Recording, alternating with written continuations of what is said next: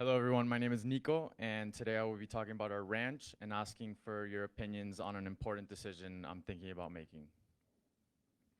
So Fort McCoy Ranch is a mid-sized ranch and beef operation located in Fort McCoy, Florida. That's around 30 minutes north of Ocala. We are raising 100% grass-fed cattle and pasture-raised grain-finished cattle. So some of our cattle eat grass their entire life, and some of them remain on pasture but get finished on grain, which means the last few months they'll be fed grain. On top of the ranch, we also operate a USDA inspected beef processing facility on site. So we process our own cattle, but we also process the cattle of many ranchers across the state of Florida and the United States. For this presentation though, I want to focus on our beef direct to consumer brands. So these are the brands that, where? Oh. We're still on. We are still there. Yeah. For this presentation, though, I want to focus on our direct-to-consumer brands. So these are the brands that you guys would go online and buy beef for personal consumption. So let's talk about our brands. Right now, we operate under 3 different brand names. First, Fort McCoy Ranch, which is the brand that is associated with wholesale customers and the brand people know when they send their cattle to get processed with us. Then Adina Farms is our first direct-to-consumer brand. That's the brand that deals with 100% grass-fed beef. And Florida Natural Beef is the other brand on a different website under a different name that focuses on pasture-raised grain-finished beef.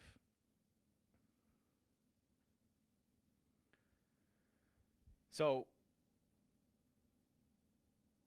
the core problem I notice we're facing right now is brand confusion, and it's affecting both our customers and us internally as a business. A real world example is in advertising.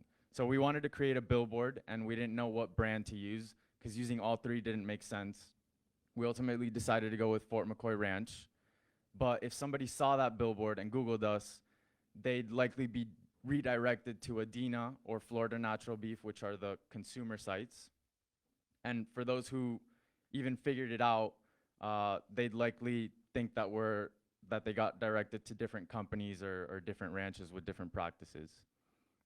Another example we often see is customers land on Adina or Florida Natural because they're looking for grass-fed beef or grain finished, and if they're looking for the other option, they're very unlikely to figure out that we have another brand that they can go to. And then I think the biggest issue is in the wholesale. So our largest distributors, the people who buy the most meat from us, get product labeled as Fort McCoy Ranch.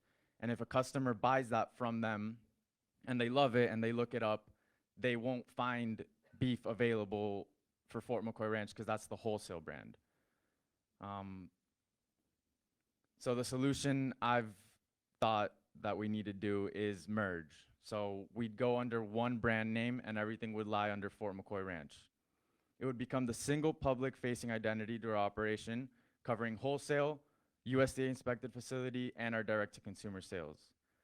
With that one brand, customers would still have clear choices, so they can either choose the grass-fed product, the grain-finished product, or wholesale services.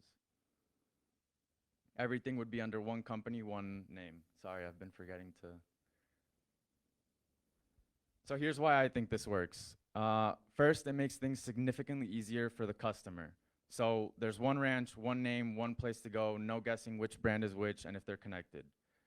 Second, it allows us to build much stronger brand equity. So instead of splitting attention across multiple platforms, we'd be aiming all our goals and initiatives towards one name. It also simplifies marketing a lot. So social media, paid ads, and promotions, even if they're different ads, they all point in one direction instead of to 3 different companies in 3 different directions.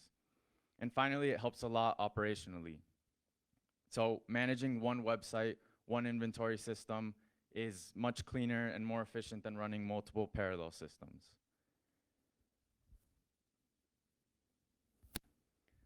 So the biggest potential downside I see with this is with perception of practices.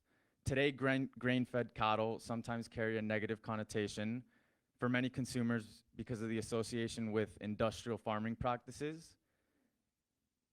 We recognize that some of our most loyal customers are hardcore grass-fed people. So I have somewhat of a concern that them seeing that we do grain-fed cattle would deter them from buying. The goal of this, I have a good idea of why this is a good idea and why it would work, but the goal of this presentation is to hear things that you guys might think of that I haven't thought of why it might not work. Thank you.